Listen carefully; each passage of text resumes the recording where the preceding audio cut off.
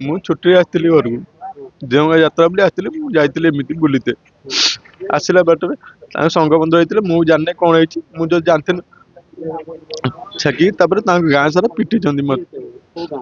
ତରିମୂଳ ଗ୍ରାମ, ଆମ ଘର ବରିପାଳ। ମୁଁ ଜାଣିନି କିଛି, ମୁଁ ଜାଣିନି କିଛି ସେ ବିଷୟରେ ମୁଁ ଜାଣିନି। ଆମ ଛୁଆ ଜଣେ ଯାଏ ପରୀକ୍ଷା ଦେଇଦିଏ, ଭଲ ପାଠ ପଢୁଥିବାରୁ ତାଙ୍କୁ ଆମେ ସେଠି ଘର ହବୁ ଝରକା ଘରେ ପଢିଥିବାରୁ ତରିମୂଳର ସ୍କୁଲ ସେଠି ପଢିଛି। ସ୍କୁଲ ପଢିଥିବାରୁ ସେ କପି ଦେବା ପାଇଁ ସେଠି ପ୍ରବଳ ତାଙ୍କ ଛଡ଼ା ମଡ଼ା କରିଛନ୍ତି। କିନ୍ତୁ ଆମେ ମନା କରୁଛେ ସେ କତିକି ଯଅନା, କତିକି ନ ଯାଅ ବୋଲି କହିଲା ବେଳକୁ ଆମ ଛୁଆ ଯିଏ ଛୋଟ ପିଲା ଯାଇଥିଲେ ସେ ମନା କରିବାରୁ ତାଙ୍କୁ ଆଗେ ମାଇଲେ ସେଠି। ମାରିବା ପରେ ଯେତେବେଳେ ଗାଁକୁ ସେ ଖବର ଦେଲେ ଆସିବା ଭିତରେ ନା ବରିପାଳ ଯାଉ ଲୋକକୁ ଯାଉଠୁ ଦେଖିବୁ ତାଙ୍କୁ ପିଟିମୁ କହିକିନା ସେଣ୍ଡି ଛକରେ ଛେକିକିନା ପିଟୁଛନ୍ତି।